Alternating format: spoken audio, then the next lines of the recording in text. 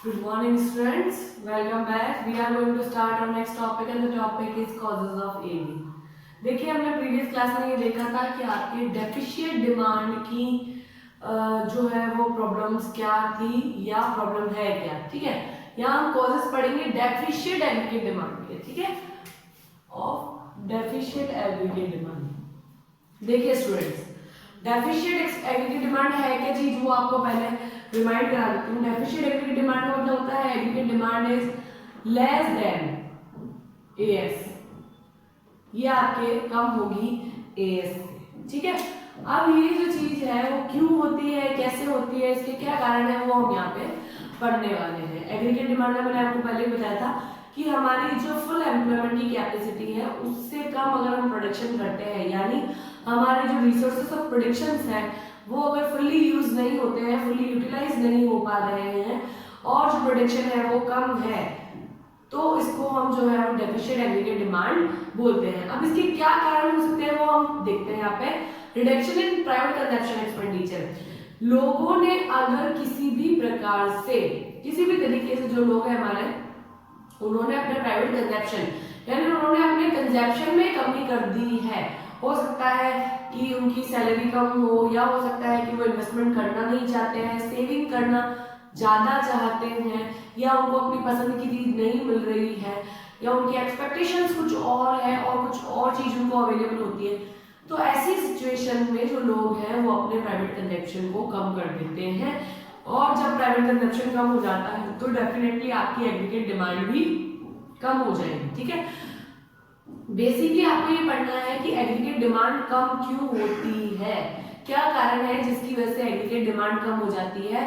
हमारा जो इक्विलिब्रियम है वो फुल एम्प्लॉयमेंट पे ना होकर अंडर अनएम्प्लॉयमेंट पर अंडर एम्प्लॉयमेंट पर होता है, तो इसके कारण जो है वो आपको पढ़ने हैं। तो बेसिकली सिंपल है, हम दिमाग में ये रखते हैं कि हमको एग्रीगेट डिमांड कम होने के कारण देखते हैं कि किस वजह से जो है सप्लाई से कम हो जाती है आपकी डिमांड और इक्विलिब्रियम सेट नहीं हो पाता है, या अगर सेट होता है तो वो अंडर एम्प्लॉयमेंट पे सेट होता है, जहां पर फुल्ली एम्प्लॉयमेंट अवेलेबल नहीं होता। ओके स्टूडेंट्स, डायग्राम आपको याद है, अगर आपको कोई प्रॉब्लम आती है तो प्रीवियस क्लास में चेक करें, फिर भी कोई प्रॉब्लम आती है then you have to ask. Okay, अब यहाँ देखते हैं reduction in private consumption expenditure का मतलब हो गया कि जो लोग हैं वो उन्होंने अपने प्राइवेट कंजप्शन में कमी कर दी है। डेफिनेटली आपका सी कम हुआ है इसमें, ठीक है। आपको याद होगा कि y equals to C plus I होता है प्लस जी भी होता है।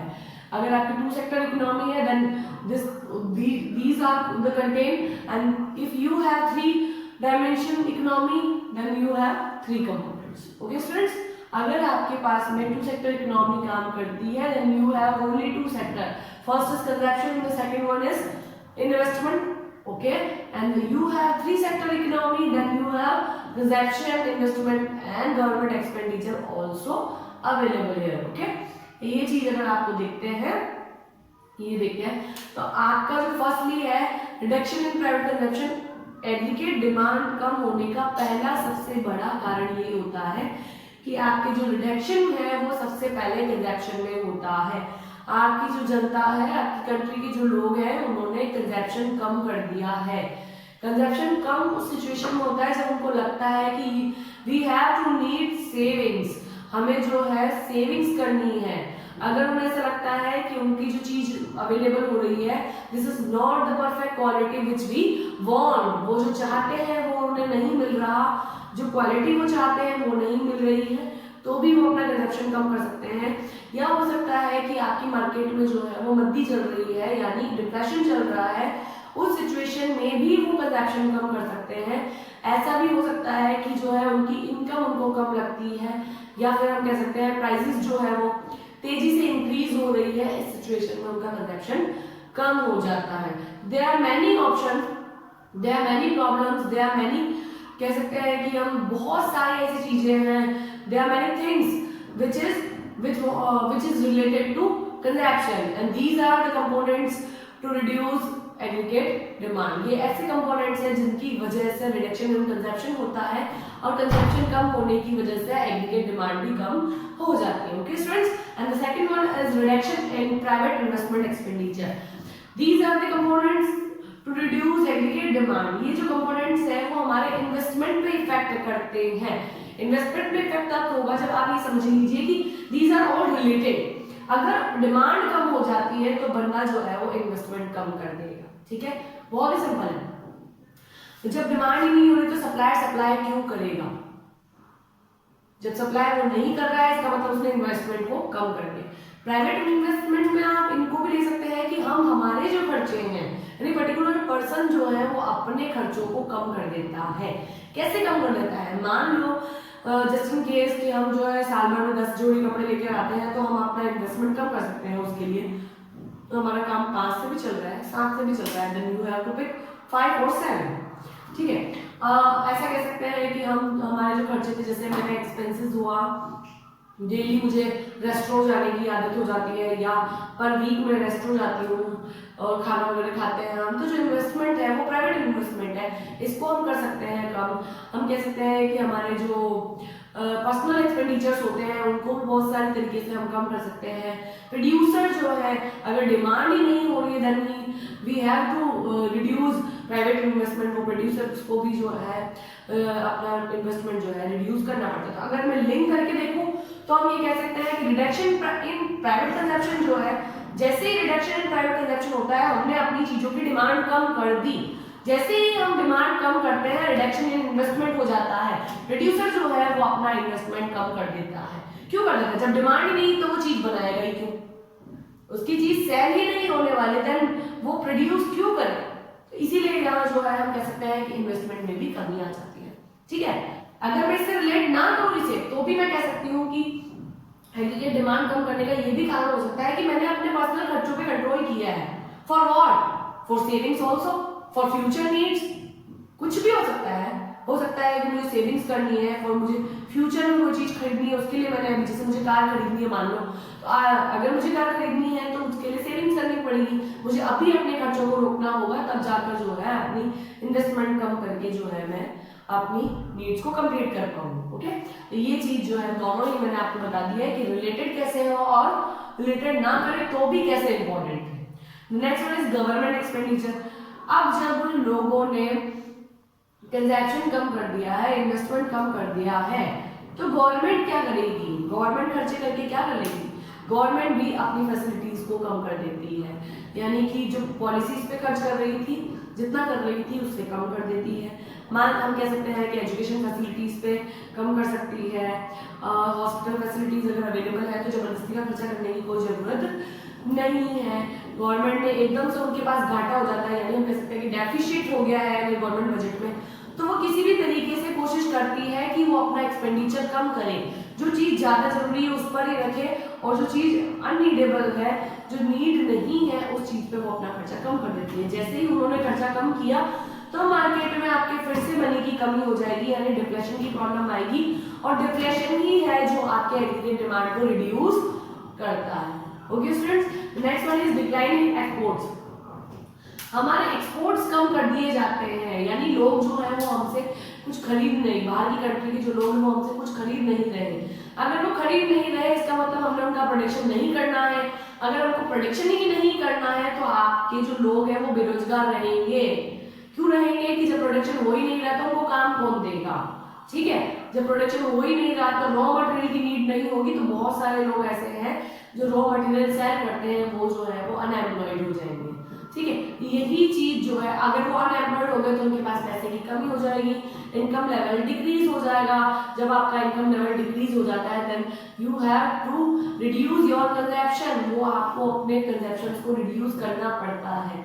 जब आप अपने कंजप्शन रिड्यूस करते हैं then aggregate demand is also reduced.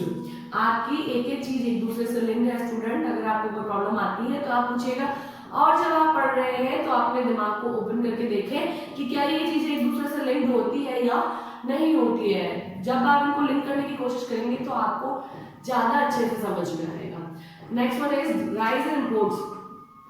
जब हमारी कंट्री में हम कुछ नहीं बना रहे और हमको फिर भी कोई चीज की नीड होती है तो हम इम्पोर्ट्स करना स्टार्ट कर देते हैं, हम बाहर से चीजें मंगा लेते हैं।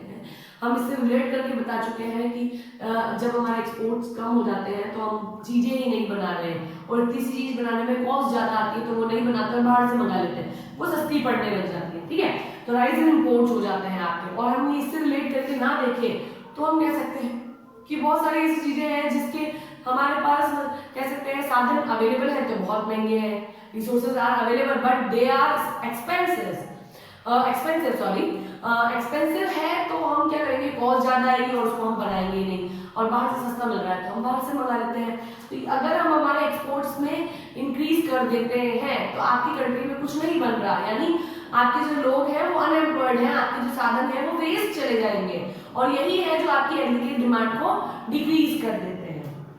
उसके बाद अगर हम देखते हैं इंक्रीज इन टैक्स रेट, बहुत सारी ऐसी चीजें हैं जहां पर हमारे यहाँ बनाते हैं फिर टैक्स लगता है, बेचने में भी टैक्स लग रहा है, घर में आ रही है तो भी टैक्स लग रहा है, हर एक चीज उसके प्रोडक्शन पे tax, selling tax, VAT tax, बहुत सारी चीजें उस पर टैक्स में यूज करी जा रही है।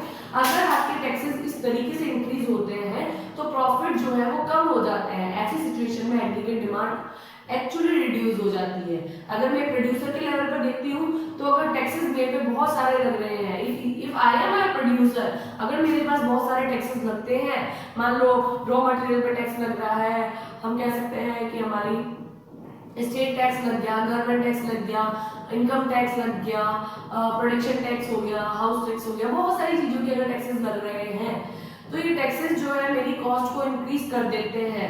कॉस्ट इंक्रीज होने में डेफिनेटली प्राइस इंक्रीज होती है, इफ प्राइस इंक्रीज होती है तो लोग उसकी डिमांड अपने आप ही कम कर देते हैं, क्योंकि आपने प्राइस डिमांड लॉ पढ़ा है, लॉ ऑफ डिमांड पढ़ा है, जैसे ही प्राइस इंक्रीज होती है then demand is decreases, okay.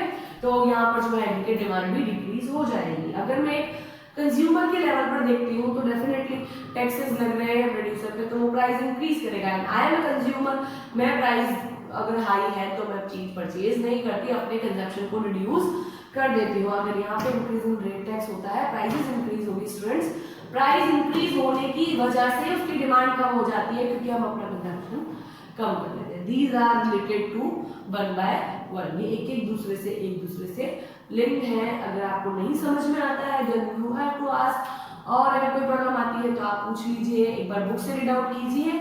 अगर आपको लगता है कि अगर प्रॉब्लम आ रही है देन आप मुझसे पूछ सकते हैं, और भी कोई प्रॉब्लम हो स्टूडेंट्स तो आप बता सकते हैं। डिलीटेड जो आपका सिलेबस था वो मैं आपको वीडियो की लास्ट में या नेक्स्ट वीडियो की स्टार्टिंग में फिर से भेज देती हूँ। अगर आपको कोई प्रॉब्लम आती है तो आप पूछते रहे, लेकिन आप पढ़ते रहे स्टूडेंट्स, आपके एग्जाम्स होंगे तो आप उसकी तैयारी कंटिन्यूअस करते रहे, ओके स्टूडेंट्स, थैंक यू।